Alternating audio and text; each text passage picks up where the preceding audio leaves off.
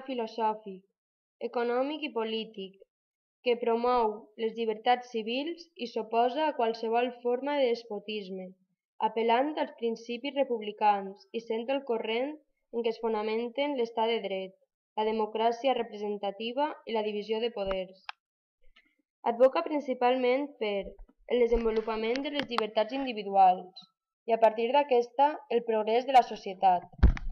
L'establiment d'un estat de dret, on totes les persones siguin iguals davant la llei, sense privilegis ni distincions, en acatament amb un mateix marc mínim de lleis que protegeixi les llibertats de les persones.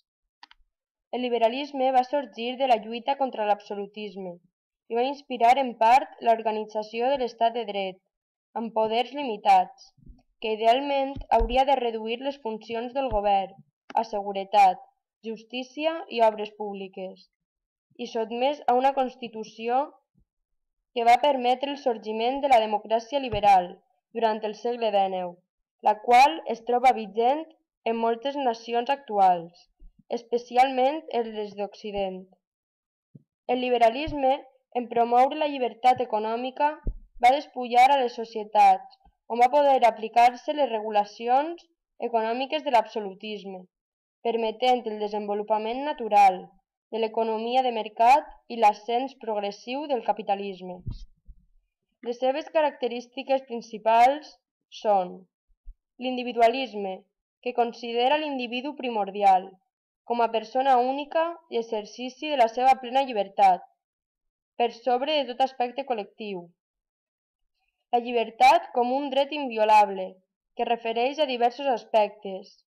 Llibertat entesa com de pensament, d'expressió, d'associació de premsa, etc. L'únic límit consisteix en la llibertat dels altres i que ha de constituir una garantia enfront de la intromissió del govern en la vida dels individus. El principi d'igualtat entre les persones, entesa pel que fa a diversos camps jurídic i polític, és a dir, per al liberalisme, tots els ciutadans són iguals, davant la llei i davant l'Estat. El dret a la propietat privada, com a fons de desenvolupament, iniciativa individual, i com a dret inalterable que ha de ser salvaguardat i protegit per la llei.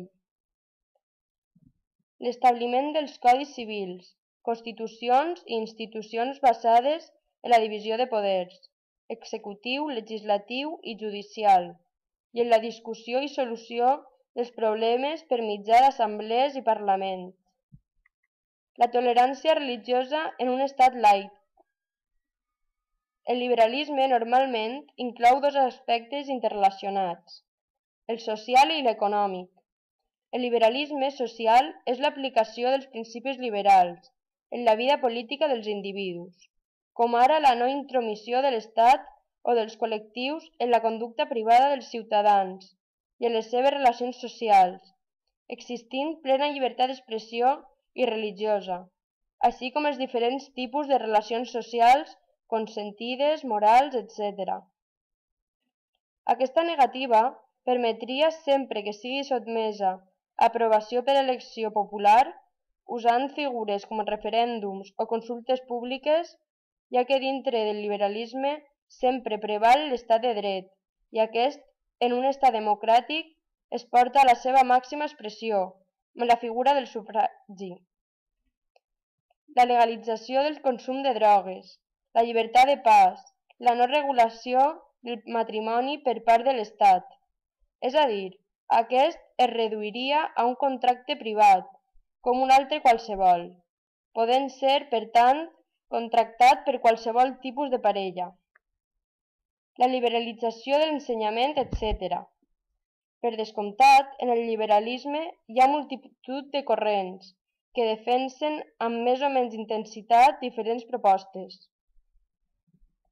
El liberalisme econòmic és l'aplicació dels principis liberals en el desenvolupament material dels individus, com ara la no intromissió de l'Estat en les relacions mercantils entre ciutadans, impulsant la reducció d'impostos a la mínima expressió i reducció de la regulació sobre comerç, producció, etc.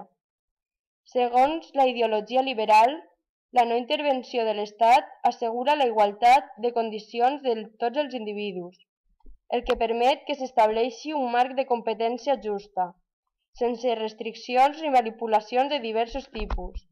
Això significa neutralitzar qualsevol tipus de beneficència pública, com aranzels i subsidis.